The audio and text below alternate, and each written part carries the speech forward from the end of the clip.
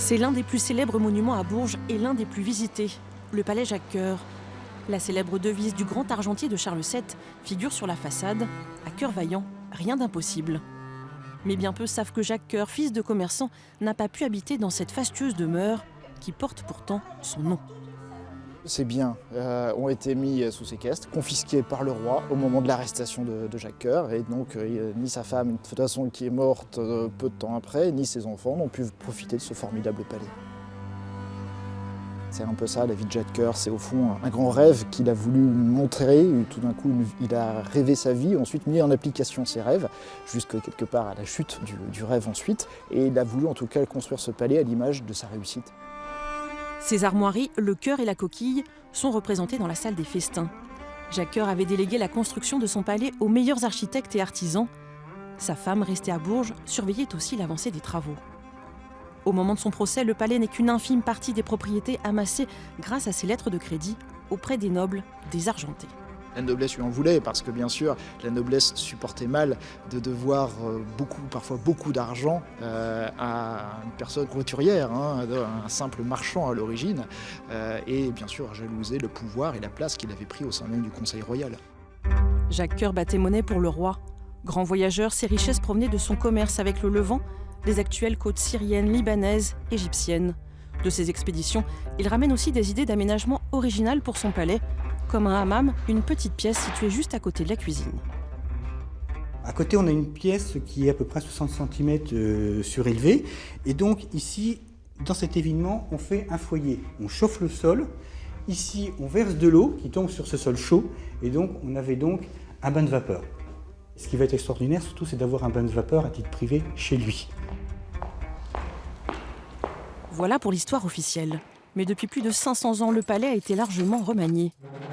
Direction donc les sous-sols, des lieux interdits aux yeux des visiteurs, où l'on peut faire de drôles de rencontres.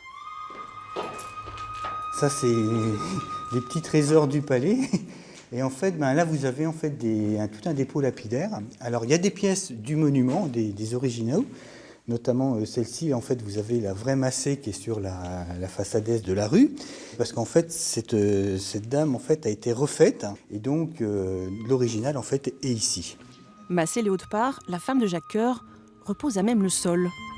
On croise aussi d'étranges gargouilles, plus ou moins effrayantes. Et même un vitrail de la cathédrale qui attend sa nouvelle affectation. On a des moulages qui viennent de l'hôtel des Échevins, du musée du Berry et d'autres monuments en fait qui sont même de l'ordre de fouilles qu'on a récupérés. On ne sait pas trop d'où ils viennent, mais on les a stockés ici, parce que chez nous, on ne jette rien. Un étage plus bas, c'est un peu le cimetière des pierres. Les campagnes de fouilles préventives s'entassent ici, loin des regards. Vous avez un morceau de pâte avec des griffes. Alors d'où ça vient, ça je serais bien capable de vous le dire. On a aussi le reste d'un calvaire, là juste ici. On voit bien la croix. On a toute une série, là c'est pareil, la couronne aussi, avec des emblèmes. C'est des belles petites pièces en fait, mais alors le problème de savoir d'où elles viennent, d'où elles proviennent, ce serait bien normal de vous le dire. Notre visite se poursuit au 3e sous-sol, à 20 mètres au-dessous de la cour d'honneur. L'eau commence même à suinter sur les murs. On est dans ces fameux souterrains de la ville qui fait beaucoup fantasmer les gens. Et donc cette partie-là est antérieure au palais. Et en fait, il donnait à l'origine donc sur un puits, qui maintenant est condamné. Retour à la surface. Les appartements privés sont séparés des salons d'apparat par une dizaine d'escaliers. D'anciennes pièces où on rendait la justice servent aujourd'hui de simples bureaux, comme celui de l'administratrice, placé devant une immense cheminée sous les armoiries de Jacques-Cœur et de Napoléon. On a rarement l'occasion de travailler dans ces conditions, mais ça fait aussi partie du privilège de travailler pour le patrimoine, donc évidemment des monuments historiques. C'est un petit peu lourd à porter, on va dire, à notre époque, mais on est ravis, évidemment.